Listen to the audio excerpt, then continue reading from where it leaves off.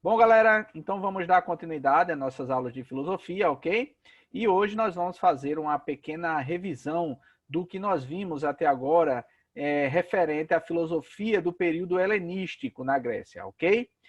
Nas nossas aulas anteriores, ou seja, desde que nós começamos as nossas aulas, nós já trabalhamos a questão do mito, né, como a primeira forma de conhecimento que os seres humanos utilizaram, e nós falamos um pouco sobre o mito grego, não é isso? Nós falamos sobre os primeiros filósofos, né? Os filósofos da natureza que romperam um pouco, que começaram a romper com essas explicações fantásticas, né? Essas explicações mitológicas, os chamados pré-socratas, né? Depois nós trabalhamos o pensamento de Sócrates, né? E o seu método filosófico, que ele mesmo chamava de maiêutica, ou seja, como sendo uma espécie de parto, que ele trazia à tona, né, o conhecimento que já estava inserido dentro do ser humano, né? Sócrates, com sua filosofia, que acabava constrangendo, às vezes, os cidadãos gregos, né? Ele abordava os gregos desde os mais simples, né? Desde os escravos que circulavam na Grécia até a alta aristocracia, né? Fazendo suas indagações, fazendo suas reflexões, acabou sendo acusado de corromper a juventude e a moral do povo grego, não é isso? E com isso ele acabou sendo condenado à morte. Depois nós estudamos a filosofia de Platão, né?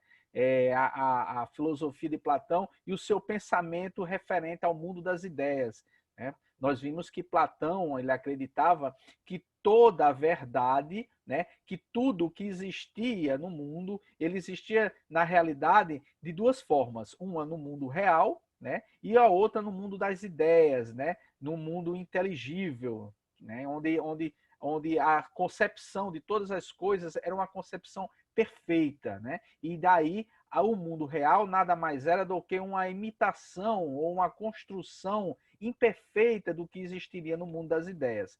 E aí nós vimos que Platão tratou disso com muita maestria, né, no livro 7 da República, onde ele faz, por exemplo, a alegoria da caverna, né, ou também conhecido como o mito da caverna, onde ele vai mostrar como um filósofo ele deve romper ou ele deve encontrar essa verdade no mundo inteligível, né? E como é doloroso para o filósofo encontrar essa verdade.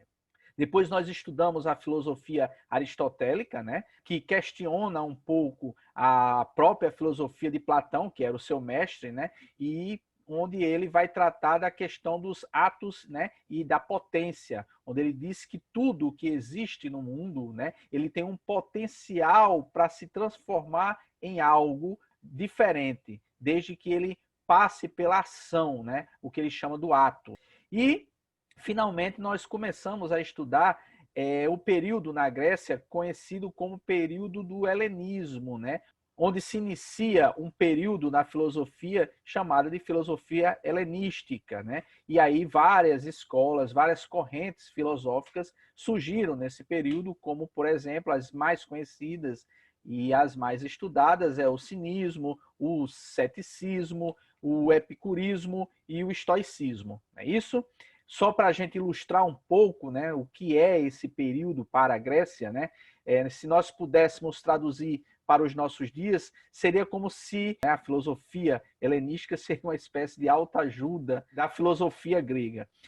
Até mesmo porque, neste período, como a gente já viu, a Grécia ela foi dominada por outros povos, né, pelos macedônios, e eles perderam um pouco de toda aquela autonomia que eles tinham até então, né? Então a filosofia que era voltada até então para a ética e para o convívio social e político do povo grego, né, começou a se voltar mais para dentro, né, mais para a questão do pessoal, de como o ser humano poderia sobreviver no mundo de dor, né, no mundo de opressão e por aí vai, certo? Então, para a gente fazer essa revisão, eu selecionei das questões que já foram passadas para vocês nas nossas últimas atividades, as que tiveram maior incidência de erros, certo?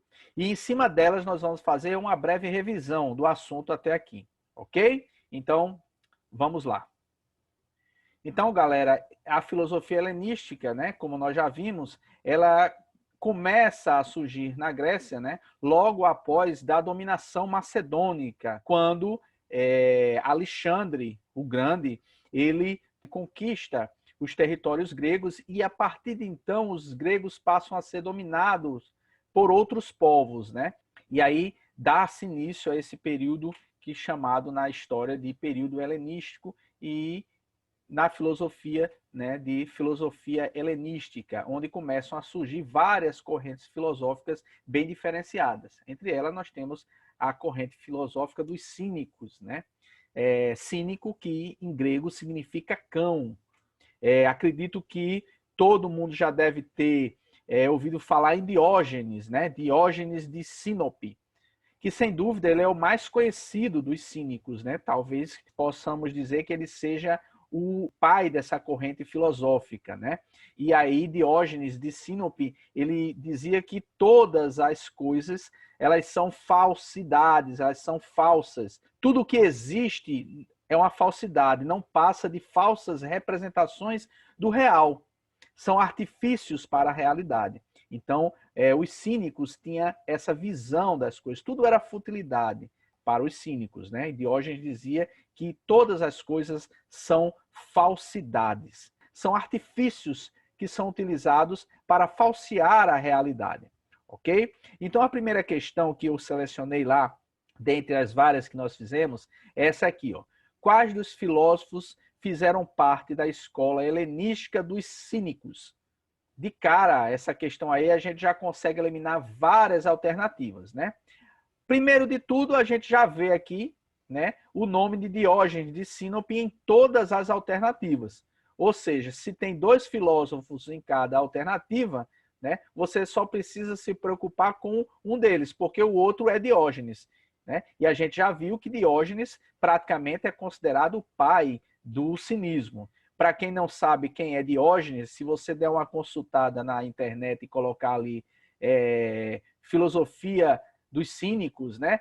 Eu acho que a primeira imagem que vai aparecer é de Diógenes, né? Ou vestido num barril, ou deitado dentro de um barril, mostrando todo o desapego que os cínicos eles tinham pelas coisas materiais ou para tudo na vida, né? E aí, de cara, você vê o seguinte, alternativa A, aparece o nome de Aristóteles e de Diógenes. De cara, você vê que não é essa a alternativa, até mesmo porque, como nós estudamos, Aristóteles, embora ele fosse contemporâneo desse período helenístico, né, não podemos dizer que ele é um filósofo helenístico, muito menos cínico, né? Porque Aristóteles, o grande filósofo Aristóteles, predecessor, inclusive, de Alexandre o Grande, ele faz parte dos filósofos clássicos, que nós já estudamos até então, que foi discípulo de outro filósofo que aparece aí, que é Platão, na alternativa B. Então, a alternativa B também não é. Não é isso? Então, de cara, você já mata logo duas. Depois aparece na alternativa C, junto com Diógenes, Tales. E a gente já estudou isso anteriormente, né? A figura de Tales de Mileto, considerado como o pai da filosofia, né? Que é um pré-socrático, né? Que dizia que a essência de todas as coisas estaria na água, não é isso? Estão lembrados disso aí? Então, a alternativa C também você elimina de cara. Aí ficam aí duas alternativas sobrando. A alternativa D, que fala de Antístenes, né, junto com Diógenes de Sinope, e a alternativa E, que fala de Demócrito, né? E aí lembremos também de um outro pré-socrático, né, que formulou a teoria dos átomos, que a gente estudou lá atrás, chamado de Demócrito também. Então, nós temos aí a alternativa E fora também. Então, só nos resta a alternativa D como sendo a alternativa correta, que traz dois filósofos da corrente cínica. Ok, galera? Essa questão eu não entendo porque houve tantos erros, né? Se era só uma questão de eliminação. Vamos para a próxima questão, onde diz o seguinte: os cínicos podem ser chamados de cães, como a gente viu, não é isso? Qual alternativa abaixo não justifica tal designação. Qual alternativa não justifica tal designação? Certo? Então vamos lá. Alternativa A. Por causa da indiferença de seu modo de vida, pois fazem um culto à indiferença e, assim como os cães, comem e fazem amor em público, andam descalços e dormem em banheiras nas encruzilhadas, certo? Essa alternativa pode parecer estranha, mas é isso mesmo. Isso mostra toda a indiferença e todo o desprezo que os cínicos tinham pelos valores morais, certo? Ou pelos valores materiais, inclusive, né? Então, eles andavam descalços, eles dormiam em qualquer canto, ele fala aqui, dormiam em banheiras, né? Ou em barris, ou seja, os cínicos dormiam em qualquer canto como um animal, como cães, né? À toa que eles eram chamados de cínico, cães, né? Então, essa alternativa ela está correta porque demonstra toda a indiferença que eles tinham pelos modos de vida, pelos costumes, pelos valores do povo grego nesse período, certo? É claro que muita coisa do que a gente vê é caricatural, certo? É uma caricatura da corrente cínica, mas demonstra realmente toda a indiferença e todo o desprezo que ele tinha pelas questões materiais, morais e por aí vai, certo? Então a alternativa A está correta. Alternativa B, porque o cão é um animal sem pudor. E os cínicos fazem um culto à falta de pudor.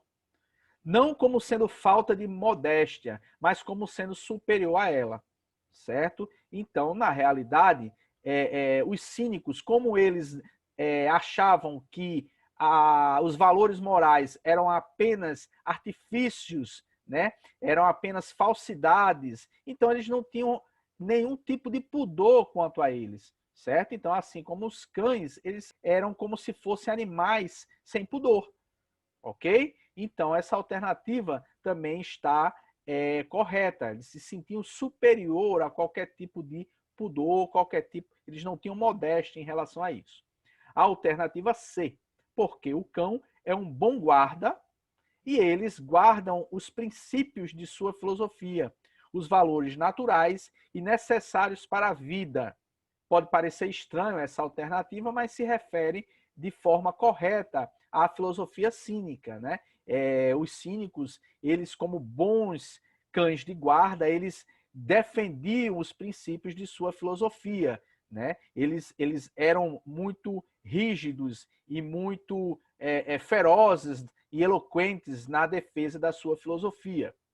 Na alternativa D diz o seguinte, porque o cão é um animal exigente que pode distinguir entre os seus amigos e inimigos. Portanto, eles reconhecem como amigos aqueles que são adequados à filosofia e os recebe gentilmente, enquanto os inaptos são afugentados por ele, como um cão fazem, ladrando contra eles, certo? Essa alternativa D lembra uma história que é atribuída ao próprio Diógenes, né? Que foi um dos primeiros filósofos cínicos, né? O pai dessa corrente, né? Praticamente, e que contam que Alexandre o Grande, né? Logo no início, né? Do domínio macedônico sobre a Grécia, né?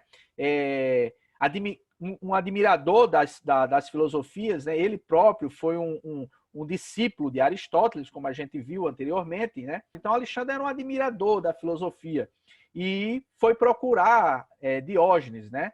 Lembremos que, embora os cínicos, os filósofos cínicos vivessem na rua comendo migalhas que eram dadas aos cães e eles disputavam essas migalhas junto com os cães, né? Junto com os animais de rua, eles viviam totalmente desprovidos até de vestimentas, né? Eles eram muito respeitados e procurados pelo povo grego, né? Assim como Sócrates, ele conseguia juntar centenas de pessoas em praça pública para ouvir as suas falas, assim como Platão fundou uma escola, assim como Aristóteles fundou a escola peripatética e por aí vai, os cínicos também eram procurados, né? E eles recebiam muito bem aqueles que se interessavam por sua filosofia, como também eles o colocavam para correr e afugentavam aqueles que mostravam desprezo por eles, né? Eles eram muito violentos em relação a isso. E aí contam, né, diz a lenda que Alexandre o Grande, o rei da Macedônia, né, que dominava a Grécia nessa época, foi procurar Diógenes, né? E chegou para Diógenes e mostrou toda a sua admiração pela filosofia e tal, e disse a Diógenes, peça o que você quiser. E Diógenes simplesmente disse, a única coisa que eu quero de você é que você afaste um pouco para o lado, porque você está fazendo sombra, você está atrapalhando a passagem dos raios solares aqui que eu estava recebendo. Ou seja, mostrando, né, todo o desprezo que ele tinha pelo grande Alexandre. Ok? Então, essa alternativa D também corresponde à verdade. Então, só nos resta a alternativa E, que diz que porque o cão é um animal domesticado e que pode viver entre os homens, aceitando assim a sua cultura. Negativo, né? Os cínicos, como a gente já viu, mostrava todo o desprezo à moral, aos costumes, às culturas dos povos, certo? Para eles era tudo uma falsidade, nada passava de ilusões, certo? De falsidades, de artifícios, de subterfúgios para os homens. Então, eles não se adaptavam e não aceitavam os valores e a cultura do povo grego, certo? Ok? Para eles não passava tudo de uma falsidade. Então, a alternativa E está errada e era essa que nós estávamos procurando.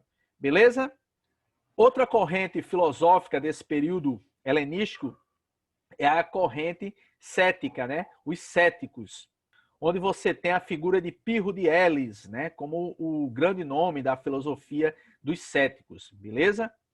E quanto à questão da filosofia cética, né? Se o cinismo, como a gente viu, já apontava para a descrença nos valores transcendentes, né? Ou seja, dos valores além-mundo, ok? O ceticismo era a expressão máxima da dúvida, certo? Os céticos praticavam o que a gente chama de dúvida sistêmica, certo? Ou seja, a dúvida da dúvida.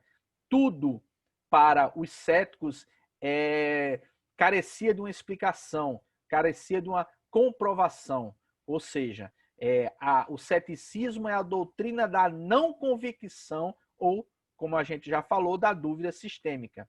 Ok? Então, a questão que é colocada é a seguinte. Em meados do século IV a.C., Alexandre Magno assumiu o trono da Macedônia e iniciou uma série de conquistas. E, a partir daí, construiu um vasto império que incluía, entre outros territórios, a Grécia. Essa dominação só teve fim com o desenvolvimento de outro império, no caso o romano. Esse período ficou conhecido como helenístico e representou uma transformação radical na cultura grega.